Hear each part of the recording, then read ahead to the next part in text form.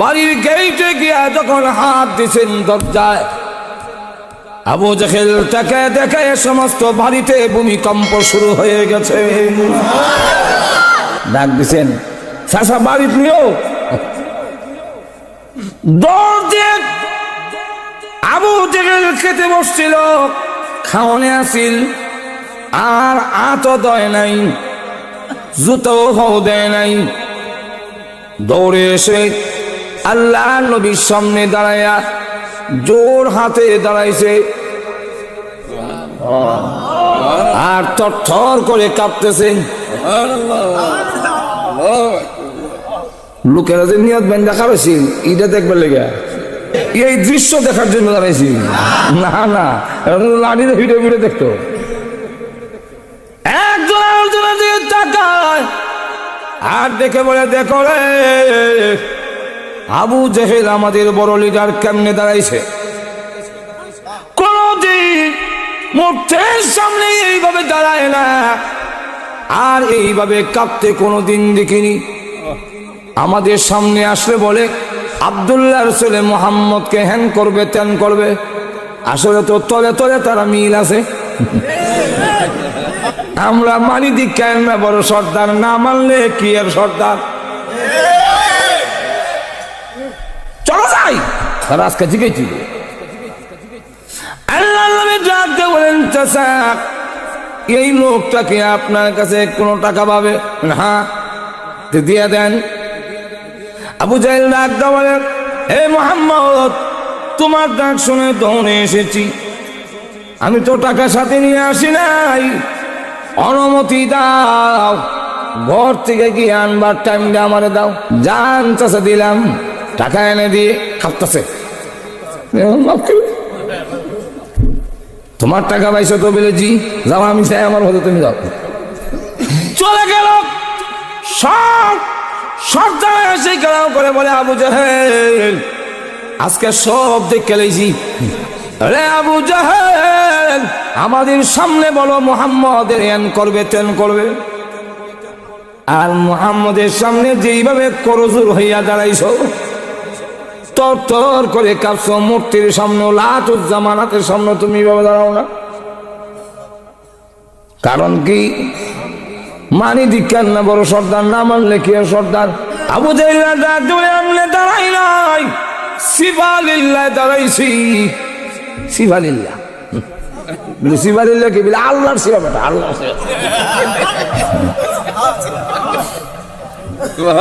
আল্লাহর সিফা কি?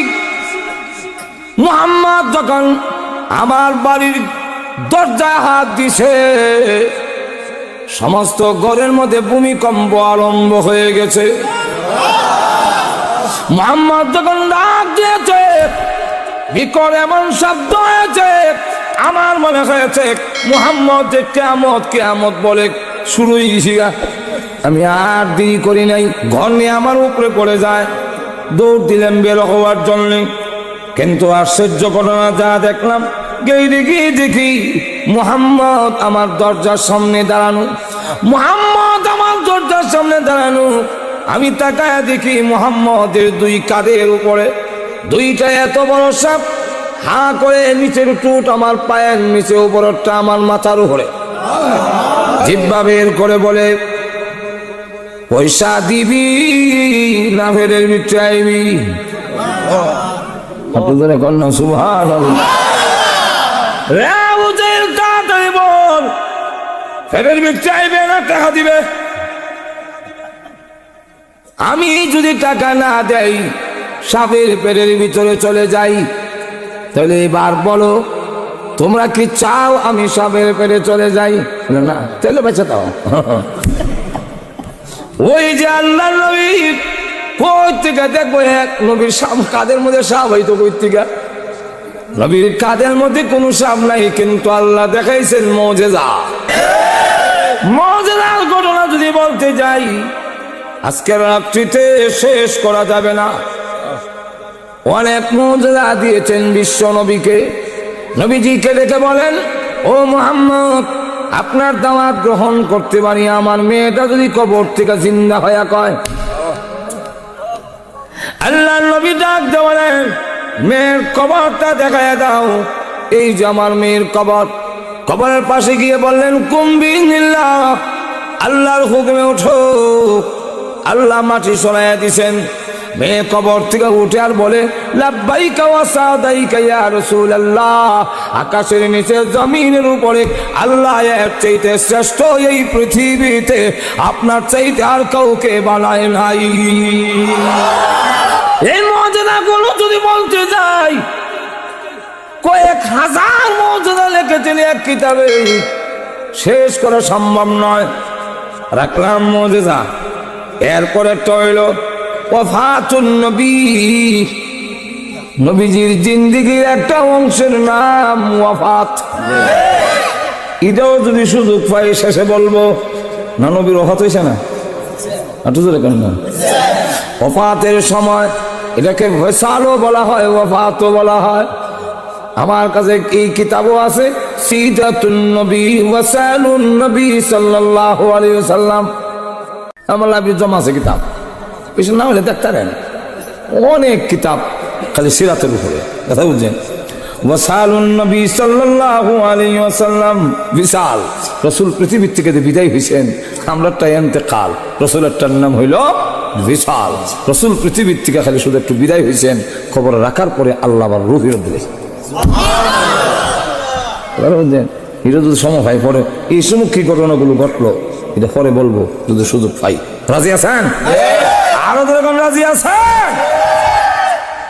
তাহলে এখন আসুন একটু মিলাদো যাই। আমেনা বলেন, দুনিয়ার মানুষ, আমার ছেলের জন্মের সময় কি হয়েছে শুনো। আমি তাকে দেখি আকাশে নয়, অসংখ্য অগণিত তারকা আমার ঘরের এত কাছে এসেছে। আমি আমেনা ইচ্ছা করলে তারকাগুলো হাত দিয়া ধরতে পারতাম। তাফসীরে নূরুল কোরআনে এই আনছেন হযরত আব্বাস রাদিয়াল্লাহু আনহুর কথা, যে উনিও বলেন আমি ধরে গেছিলাম, আমার বাতিলে দেখতাম, গিয়া দেখি সান এত কাছে, সুবে সাদের সময় সে তো সানটা কোনো রয়েছে। আমি এত কাছে দিকে এদিকে একবার মোহাম্মদের দিকে তাকাই, আবার সানদের দিকে তাকাই দেখি আমার বাতি যাওয়া সানদের দিকে চাই মুচকে হাসে। ডাইনি বা মাথা না রাইলে আকাশের সান ডাইনি ভাবে অথবা হয়ে গেলাম। কারে জিগাইতাম রে, কেরা এটা আমার জব দিব? ইসলাম গ্রহণ করে ডাইরেক্ট চলে দিকে। আপনি যেদিন পৃথিবীতে এসেছিলেন, আকাশের তারকা এত কাছে কেন এসেছিল? নবী গো, আপনিও তাকাইছিলেন, চন্দ্রের দিকে হাসছিলেন এবং ডাইনি ভাবে মাথা নাড়াইলেন। আকাশের চাঁদ ডাইনি ভাবে নড়ল কেন? আল্লাহ নবী ডাক থাকো, যা দেখেছিলেন ঠিক দেখেছিলেন। এর কারণ হইল পৃথিবীতে যত সন্তান আসে প্রত্যেক সন্তান কান্দে, আমি যাতে না কান্দি আমার আল্লাহ আকাশের চাঁদ পাঠাইছে আমি মুহাম্মদকে আনন্দ দেওয়ার জন্য। সিরাত ইবনে হিশামের মধ্যে আনছেন, আল্লাহর রাসূল যেই সময় সুবে সাদিকের সময় আসলো, ওই সময় ঘরের ভিতরে অন্ধকার থাকে। সুবে সাদিকের সময় দরজা খুললে বাইরে বর্ষা, ঘরের ভিতরে আন্দাজ। আর তো ধরে কর না, এমনি তাকায় দেখি সারা ঘর আলোকিত হয়ে গেছে। যেই দাসী উম্মে আইমন খুলে নিছে, তার চেহারা পর্যন্ত আমার ছেলের আলোতে দেখা যায়। আমার ছেলে দুনিয়াতে এসে সাজদায় পড়ে গেছে। মাটির মধ্যে কাবলা দইলা এক মুষ্টি মারি এনে উপর দিকে ছুঁড়ে মেরেছে, আর তার জবান দিয়ে মহান আল্লাহর প্রশংসা বের হয়ে গেছে। এখন লক্ষ্য করে দেখেন, আমার আল্লাহর নবী, বিশ্ব নবী আলোকিত হয়ে গেছে। আওয়াজ একদম বলেন, উম্মে আইমান গো, ধরে রাখ আমার ছেলের আন্দারি লোকে, আবার আন্দারি গেল কেন? উম্মে আইমান একদম, আমি না, তুমি বলার আগে তোমার ছেলে আমার করে নেই, এই জন্য তুই অন্ধকার হয়েছে। কষ্ট কি নাই? নিলোকে ওই সময় জিন ভূতের বড় অত্যাচার। আমেনা ভাবলেন জিন্নাতে নিয়ে গেছে, কান্না শুরু করলেন, প্রভু গো ভাগ্য গুণে পেয়েছিলাম, ধরে রাখতে পারলাম না। এমনি শুনে গাইবে আওয়াজ আসছে যে আমেনা গো তোমার ছেলেকে কেউ নিবে না, নিতে পারে না, তোমার ছেলেকে কেউ কিচ্ছু করতে পারবে না, তার জিম্মাদার স্বয়ং আল্লাহ। আমেনা কোথায় গেছে জানি? সারা পৃথিবীর মাখলুক গুলো দরখাস্ত করেছে, দিনে বলে প্রভু গো বিশ্ব নবী যিনি হবেন দিনের মধ্যে পাঠাও, আমি দিন গৌরবান্বিত হব।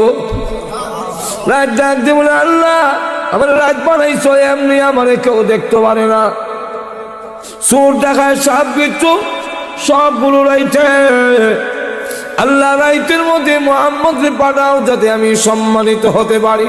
যেরকম ঠিক আল্লাহ রাব্বুল আলামিন দুজনের দরখাস্ত মঞ্জুর করে এমন এক সময় বিশ্ব নবীকে পাঠাইলেন যেটা দিনও না রাইতও বলা যায় না। অসংখ্য গণিত মাখলুক গুলো দরখাস্ত করাতে বিশ্ব নবীকে দেখার জন্য। ও আল্লাহ বিশ্ব নবী রাহমাতুল লিল আলামিন যেদিন দুনিয়াতে আসবে, আল্লাহ যেই নবীর খাতিরে আমরারে বানাইছো এই নবীর একটু দেখাও। আল্লাহ রাব্বুল আলামিন তাদের দরখাস্ত মঞ্জুর করে সিরাতে ইবনে হিশামের মধ্যে লেখে আল্লাহর নবীকে ফেরেশতার কোলে উঠাইয়া ও আমিনা মাশরিক থেকে মাগরিব, প্রাচ্য থেকে প্রতীচ্য, পূর্ব দিক থেকে পশ্চিম দিক পর্যন্ত তাম দুনিয়া ভ্রমণ করাবার জন্য পাঠাই দিছি। কিছুক্ষণ পরে আবার তোমার কাছে পৌঁছে যাবে। এই ঘটনা কেন ঘটলেন? এগুলার নাম হলো দালাইলুন নবী। এই ছেলে তো সাধারণ ছেলে না, নবী হবে রাজি না। এখন আসুন মিলাদুন নবী, যা কিছু ঘটছে, যা কিছু আলোচনা, ওইটার নাম হলো মিলাদুন নবী। এটা আলোচনা করলেও সোয়াব। মিলাদুন নবী কি? মিলাদ হইল শুনেছি হাদিসে দেখিলে আপনাকে যে বাল্লার গোলা জাজিয়ে পড়ে নবী বাল্লা দাউজিলা ফি খাইয়া যাইয়া। ইনার নাম মিলাদ না। মিলাদের আলোচনা করা মুস্তাহাব। আর তো ধরে কম। আর রাসূলের সিরাতকে অনুসরণ করা উম্মতের জন্য ফরজ। কথাটা বুঝছেন? আর মিলাদের আলোচনা করা মুস্তাহাব, করলে সওয়াব হবে। রাসূলের জন্মের সম্পর্কে আলোচনা করলে, শুনলে সওয়াব আছে, কিন্তু পালন করণ যেত না।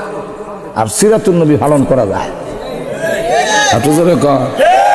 রাসূলের জীবনের মধ্যে নামাজ নাই? আটো জোরে কন। আমরা নামাজ পড়ন সুন্নাত না ফরজ? রাসূলের জীবনে তো রোজা নাই, পর্দা নাই। আমরা দিয়ে আশিক রাসূল পর্দা মানে না। এগুলো হিসাব বেরিয়ে দেখা উঠিবে নলা মাছের টিফা খাইলে ভালো লাগে। যেরকম ঠিক কিনা? যেই পীর পর্দা মানে না, মুরিদ নিয়ে দিয়ে ভা উঠিবা, এটা যে বলল মিস্টার ইবলিসের মধ্যে কোনো সন্দেহ নাই। আল্লাহ রাব্বুল আলামিন বলেন, হে পুরুষ হোক আর নারী হোক, দুই শর্ত যদি পূরণ করো আমি আল্লাহ তোমাদেরকে বিনিময় যা প্রতিদান কি দেব। আগে শোনো, ফালানুহিয়ান্নাহু হায়াতান তাইয়্যিবা। এক নম্বর পুরস্কার হলো আমি আল্লাহ রাব্বুল আলামিন তোমাদেরকে দুনিয়াতে হালাল রিজিকের ব্যবস্থা করে দেব। ফালানুহিয়ান্নাহু হায়াতান তাইয়্যিবা। হায়াতান তাইয়্যিবা হলো সুখের জিন্দেগি। সুখের জিন্দেগি দান করা হবে। সুখের জিন্দেগি কেমনে হবে? মুফাসসিরিনে কেরাম বলেন, এর প্রথম নম্বর শর্ত হলো হালাল খাওন খাইতে হবে, নাহলে সুখ হবে না।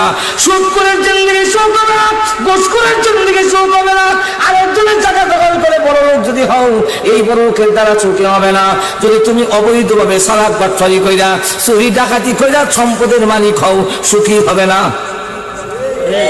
আর তো যদি কন্যা হয়তো তোমার পিঠে অশান্তি দিয়ে দেওয়া হবে, আর না হয় তোমার তোমার কথা মানবে না, তোমার মেয়ে কথা মানবে না, বউ কথা মানবে না, আর না হয় ভিতরের মধ্যে আগুন জ্বলবে, শান্তি লাগে না। আল্লাহ রাব্বুল আলামিন তাই বলেন, শর্ত যদি মেনে নাও আমি আল্লাহ ওয়াদা দিলাম তোমাদেরকে হালাল রিজিকের ব্যবস্থা করে দিব। প্রশ্ন হতে পারে হালাল রিজিকের ব্যবস্থা করবেন, কোত্থেকে করবেন? আল্লাহ বলেন এমন জায়গা থেকে ব্যবস্থা করব যা তুমি জীবনেও কল্পনা করতে পারো না।